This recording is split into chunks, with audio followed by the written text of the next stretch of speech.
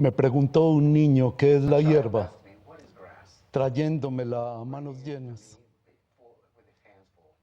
¿Cómo podía responderle? Tampoco sé yo qué es la hierba. Sospecho que es el emblema de mi temperamento, tejido con la verdura de la esperanza. O imagino que es el pañuelo de Dios, prenda perfumada y rememorativa, abandonada adrede, que lleva en las puntas el nombre de su dueño, para que lo veamos, reparemos en él y preguntemos, ¿de quién? O presumo que la hierba es un niño, el recién nacido de la vegetación. O creo que es un jeroglífico uniforme que significa crezco igualmente en las regiones vastas y en las regiones estrechas. Crezco igualmente en medio de la raza negra y de la raza blanca. Al canadiense, al piel roja, a todos me entrego y a todos los acepto. Y ahora se me figura que es la hermosa cabellera de las tumbas. Con ternura me serviré de ti, hierba rizada. Quizás has brotado del pecho de los jóvenes. ¿Acaso si yo los hubiera conocido, los habría amado? Tal vez has nacido de los ancianos o de los niños tempranamente arrebatados del regazo de sus madres, y eres aquí su maternal regazo. Esta hierba es demasiado oscura para que haya brotado de los cabellos blancos de las madres ancianas. Es más oscura que la barba descolorida de los viejos. Es demasiado oscura para haber brotado de los paladares de color rojo pálido. Observo por último tantas lenguas expresivas y comprendo que no han nacido en vano de esos paladares y de esas bocas. Quisiera poder traducir las insinuaciones acerca de los muchachos y de las muchachas muertas, y las insinuaciones acerca de los ancianos y de las madres, y de los niños tempranamente arrebatados de su regazo. ¿Qué crees tú que ha sido de los jóvenes y de los viejos? ¿Qué crees tú que ha sido de las mujeres y de los niños? Están buenos y sanos en algún lugar. Aún el más pequeño retoño nos prueba que no existe la muerte y que si existió, ha estimulado la vida y aguarda hasta el fin para destruirla, y que dejó de ser en el momento en que surgió la vida. Todas las cosas avanzan, nada se destruye, y la muerte no es como la han imaginado, sino más propicia. Son palabras del poeta americano Walt Whitman, con las que le doy la bienvenida a la doctora Marta Nussbaum y la invito a que conversemos. Mi primera pregunta es acerca de los niños. Quiero que hablemos de los niños.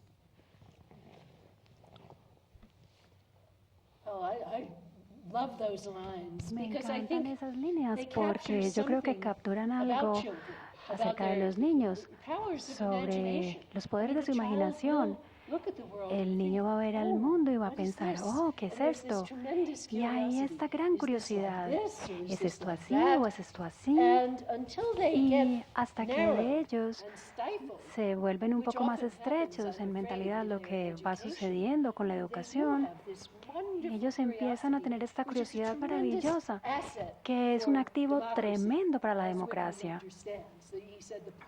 Y como lo dice el poeta, es el espíritu de la democracia. Y ahora quiero preguntarle, Marta Nussbaum, por las primeras preguntas que usted recuerda siendo una niña.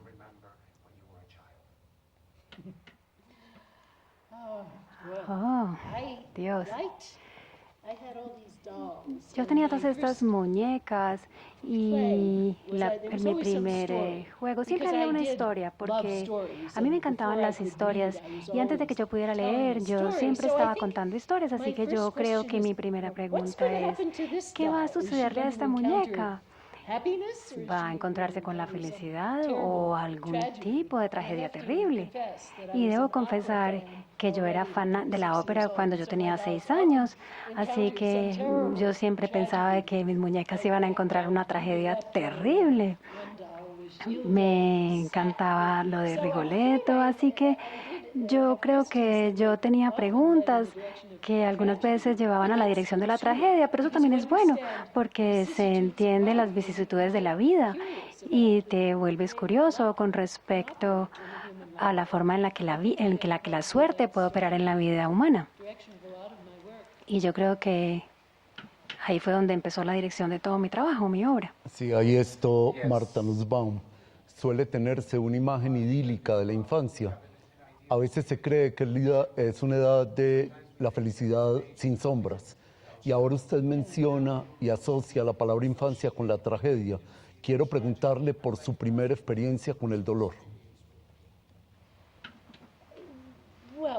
Bien, obviamente yo he tenido mucho dolor y en la imaginación, pero en términos de mi dolor personal, yo considero que el nacimiento de mi hermana, porque yo tenía 6 años, yo era hija única, todo el mundo me quería, todo el mundo me prestaba atención y de pronto aparece esta otra niña que tenía pelo rizado y yo no tenía el pelo rizado ni rubio. El mío es artificial. Pero mi hermana era muy linda y a todo el mundo decía, ¡ay, qué tan linda la niña! Y ya nadie me prestaba atención y realmente yo estaba muy molesta con esto. Y tuve que aprender que yo tenía que compartir con los demás. Yo sabía que yo compartía el mundo con mis padres, pero ellos estaban dedicados completamente a mí, así que fue muy doloroso darme cuenta de que yo tenía que compartir el mundo con otras personas y yo creo que ese es el comienzo de la moralidad. Hay algo que me fascina de su escritura y que comparto plenamente y es su amor por el término vulnerabilidad. La infancia es una edad particularmente hermosa para descubrir la vulnerabilidad. Quisiera que asociara usted su infancia con el descubrimiento de la vulnerabilidad.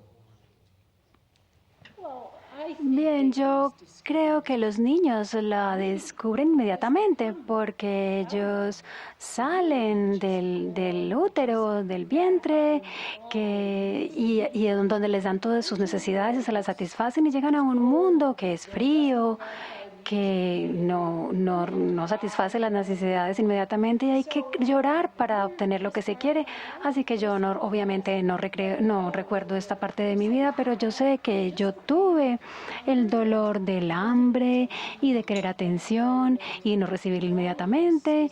Y todo esto es como una tempestad terrible.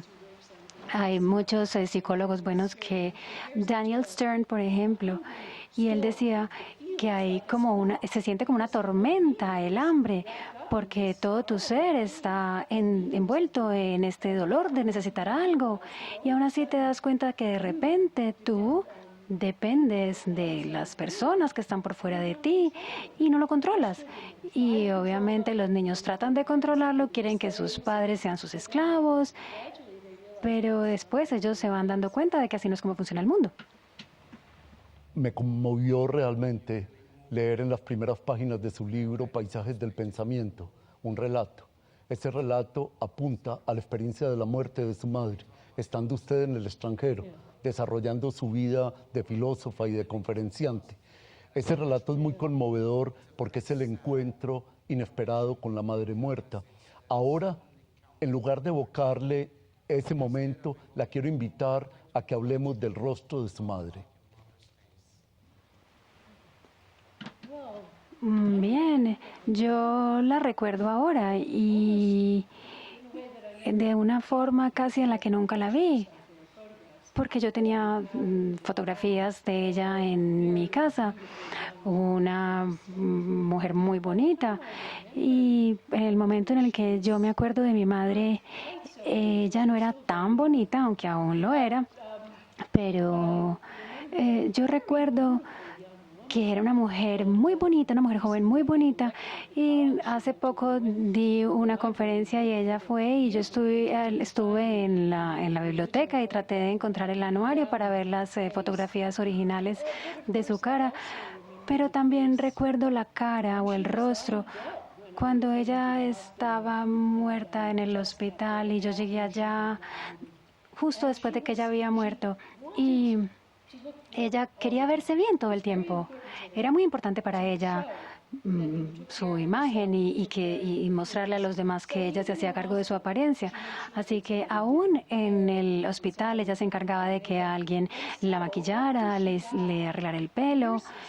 Y las enfermeras me dijeron que ella le tuvieron que arreglar su cara y le pusieron algo de labial y de maquillaje porque ellas sabían que eso es lo que a ella le hubiera gustado. Ella siempre se quería ver bien y eso lo recuerdo de una manera muy vívida. Y saben que ese fue mi primer encuentro con la muerte.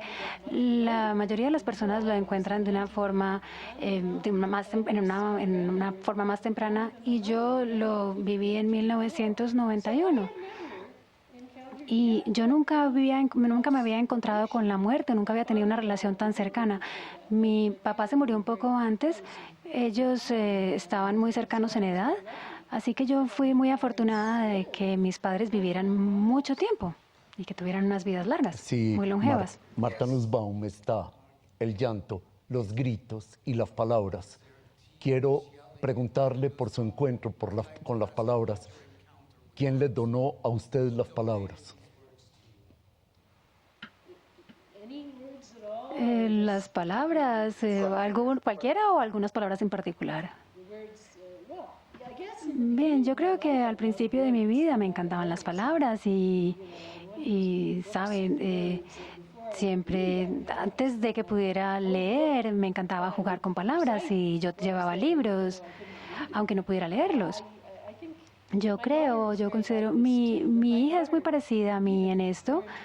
De hecho, ella aprendió a leer más temprano y pensábamos que el mundo estaba creado a partir de un libro. Ella tenía esta historia muy complicada de cómo había aparecido el mundo y que habían salido de las palabras que estaban en un libro. Y yo pensé que esa era una fantasía muy bonita que demostraba cuánto a ella le gustaban los idiomas. El poema de Walt Whitman, que nos sirvió para abrir esta conversación, parece plantear que la muerte no existe, o al menos que la podemos vencer, o al menos que la podemos aplazar. Le quiero preguntar lo que significa para usted en ese horizonte de intentar vencer a la muerte la escritura. Sí, esa es la parte de Whitman que no me gustó mucho.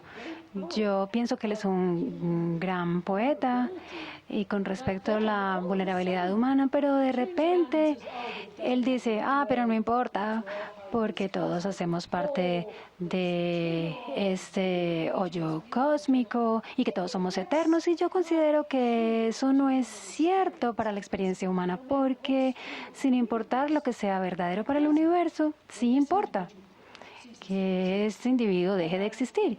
Y yo creo que en parte de la poesía de Whitman se reconoce esto, pero en otras partes, como la que usted leyó, él considera que sí, debemos consolarnos. Y yo no creo que la eternidad del universo nos consuele para las leyes de la identidad del individuo. Yo creo desafortunadamente que el ser se muere y y tenemos que entenderlo y no podemos negarlo o tratar de tipificarlo con alguna experiencia como la que nos da Whitman. Mire, Marta Nussbaum, ahora yo siento que estamos como en una especie de escena, las luces nos envuelven, estamos en una especie de claridad completamente inesperada, visibles el uno para el otro, sin conocernos, intercambiando palabras en idiomas distintos. Y quiero preguntarle por esa pasión suya por el teatro. Me encantaba el teatro desde una edad muy temprana y yo creo que esa fue mi forma de intentar diferentes partes de mi humanidad, porque yo no era hija única. Así que yo también viví en un lugar muy grande, donde no había tampoco muchos niños cercanos, así que yo jugaba en un inicio con mis muñecas y hacía teatro. Y a medida que iba pasando el tiempo, se convirtió en una forma de profundizar mi propio entendimiento de las emociones, porque el resto de la vida a mi alrededor no tenía muchas emociones. Yo crecí en esta sección muy privilegiada de Filadelfia. Se llama la línea principal de Main Line, es como lo que se ve en las películas, y las personas eran muy restringidas, no expresaban mucho las emociones y yo siempre quería alguna forma diferente de relacionarme con las personas, que fuera más emocional, y yo creo que eso es lo